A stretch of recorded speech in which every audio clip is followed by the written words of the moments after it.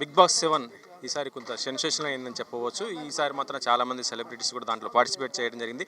మనం కార్తీక దీపం ఆ సీరియల్ ఫేమ్ దాంట్లో నటించినటువంటి శోభా శెట్టి కూడా దీంట్లో చేయడం జరిగింది. సో తన యొక్క అనుభవాలు దాంట్లో ఏ విధంగా చేశారు ఏంటని ఒకసారి తెలుసుకుందాం. మేడం చెప్పండి, ఎలా అనిపించింది Bigg Boss 7? Bigg Boss was nice అండి. చాలా మంచి ఎక్స్పీరియన్స్, మంచి జర్నీ లైఫ్లో. సో ఇన్ని రోజులు సీరియల్ అని చేసిన నేను ఫస్ట్ టైం రియాలిటీ షో చేయడం జరిగింది. That to Big Boss. It's amazing journey for me. Big Boss 7లో మీరు నేర్చుకునేది ఏంటి? బిగ్ బాస్ 7లో నేను నేర్చుకునేది ఆ, చాలా నేర్చుకున్నానండి. కొన్ని చెప్పాలి అంటే కొంచెం బయటకు వచ్చిన తర్వాత ఇక్కడ జరిగిన కొన్ని రివ్యూస్ అన్ని విన్న తర్వాత కొంచెం జనాలకి గట్టిగా అరిస్తే నచ్చదు, మేబీ ఆడపిల్ల అంటే చాలా సైలెంట్గా ఉండాలి, దేనికి స్టాండ్ తీసుకోకూడదేమో అనేది కొంచెం రియలైజ్ అయ్యాను. బట్ లోపల నేర్చుకున్నాను అంటే పేషెన్స్ అండి, పేషెన్స్ లెవెల్ మంచిగా నేర్చుకున్నాను. బిగ్ బాస్ అయిపోయిన తర్వాత, షో అయిపోయిన తర్వాత బయట ఒక ఇన్సిడెంట్ జరిగింది, మీకు తెలిసేది. సో దాన్ని ఏ విధంగా చూస్తారు మీరు? లేదు అండి, ఆ టైంలో నేను కూడా అక్కడే ఉన్నాను. బట్ అక్కడ ఏదైతే ఇన్సిడెంట్ జరిగిందో దానికి 2 minutes బ్యాక్ నేను అక్కడి నుంచి పాస్ అవ్వడం జరిగింది. దానికోసం చాలా స్ట్రగుల్ అయ్యాను. ఇప్పుడు మీరు ఏదైతే అన్నారో సోయల్తో మాట్లాడేటప్పుడు నేను రివర్స్ తీసేస్తాను అలా అంటామండి. నిజంగానే అక్కడ జరిగిన ఇన్సిడెంట్లో ఏదైందంటే వాళ్ళు కూడా అదే ట్రై చేశారు, డ్రైవర్ కూడా రివర్స్ తీయడానికి ట్రై చేసిన తర్వాతనే వాళ్ళు కూడా కొట్టడం కానీ పైకి ఎక్కడం కానీ చేశారు. సి అదే చెప్తాము, మీరు మమ్మల్ని ఫ్యాన్గా అభిమానిస్తే మేము కూడా అభిమానిస్తాము, కానీ మాకంటూ ఫ్యామిలీ ఉంటుంది. ప్లీజ్ చూసుకోండి, ఇవన్నీ చేయకండి. హౌస్లో ఏది జరిగిందో హౌస్ వరకే, గేమ్ వరకే అది అయిపోయింది. బయటకు వచ్చిన తర్వాత వీఆర్ ఆల్ ఫ్యామిలీ, బాగున్నాము.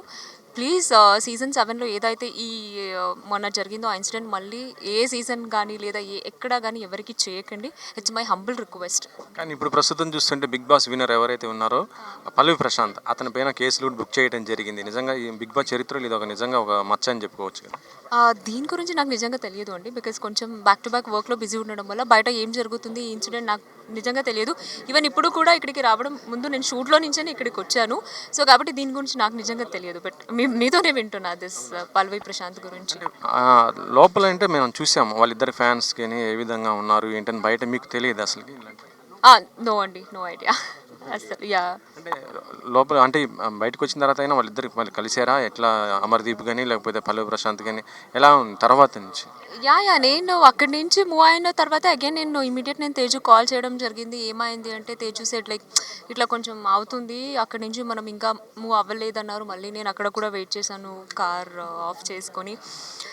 సో మాట్లాడుతున్నాము, యాజ్ పర్ అమర్తో మాట్లాడాను, తేజుతో మాట్లాడాను. ఇంకొంచెం నిన్ననే మొన్న అయింది, అంతే సండే అయింది ఫినాలే. సో ఆల్రెడీ ఆల్మోస్ట్ అందరూ బిజీ ఉన్నారు. నేనైతే కొంచెం షూట్లో బిజీగా ఉన్నాను కాబట్టి ఇంకా ఎవరితో మాట్లాడలేదు. నిన్న అంటే ఆర్టీసీ అద్దాలు పగల కొట్టడము, దాంతోపాటు మొత్తం కూడా కొంత వైలెన్స్ క్రియేట్ చేయడం, దానివల్ల ఏంటంటే దీనికి మొత్తం కూడా బిగ్ బాస్ విన్నర్ ఎవరైతే ఉన్నారో పల్లవి ప్రశాంత్ అతనే కారణం అనేసి ఆయన మీద కొన్ని సెక్షన్ల మీద కూడా కేసులు కూడా పెట్టడం జరిగింది.